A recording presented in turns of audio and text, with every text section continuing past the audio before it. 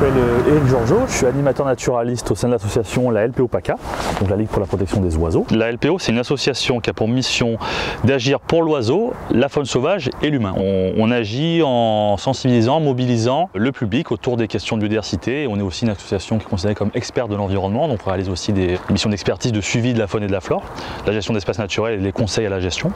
Aujourd'hui, on est là pour observer les oiseaux qu'on va pouvoir trouver sur les salins du Lion. C'est un encelot de production du sel, donc, qui est toujours alimenté en eau par les temps de berre. Et en fait, ça fait un milieu favorable à plein d'espèces d'oiseaux. C'est un petit îlot de biodiversité, comme je l'appelle, coincé entre l'aéroport, les temps de berre et la ville de Vitrolles, donc le milieu urbain. Donc, si possible, je vous demanderai de rester à mon niveau ou derrière moi pendant la balade, pour éviter de les faire décoller. Vous avez un petit héron qu'on appelle l'aigrette garzée, donc celle-là elle n'est pas farouche parce qu'elle a l'habitude de voir du monde. Donc c'est un petit héron blanc. Ça c'est une grande aigrette, 2 fois plus grande que celle de tout à l'heure là. Celles-là elles sont très farouches.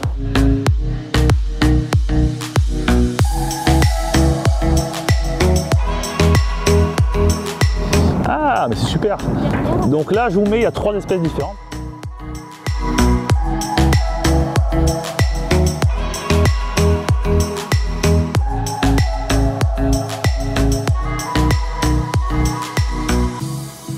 La journée mondiale, c'est issu de la convention de Ramsar, qui a été la première prise de conscience au niveau international de la conservation pour les zones humides. Donc les zones humides, c'est les zones qui sont en eau une partie ou toute l'année, que ça peut être une rivière, un lac, un marécage, un bord de mer, etc.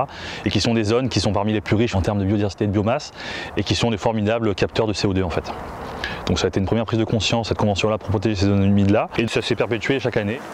Les zones humides sont en train de disparaître en Europe, soit bétonnées, soit à des fins agricoles, donc on assèche les zones humides. On a une perte d'écosystèmes et de biodiversité. Pour sensibiliser le public sur les zones humides, nous, la LPO, on a décidé de travailler plutôt sur la faune. On voit des animaux, on voit la diversité du vivant dans leur élément naturel, on voit des parades nuptiales, les oiseaux en train de s'alimenter, on voit la vie sauvage en réel, donc ça intéresse les gens, quoi.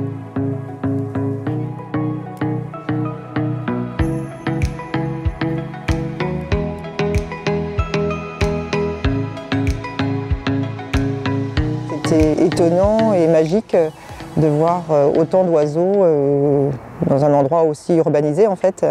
Le lieu m'a interpellée, donc de voir des marais limitrophes de l'aéroport.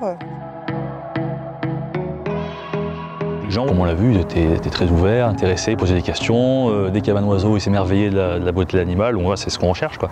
Les gens ne sont pas forcément experts en biodiversité, donc même s'ils font des balades nature sur leur temps de week-end, en sortie, ils ne savent pas forcément quelle espèce ils ont en face d'eux.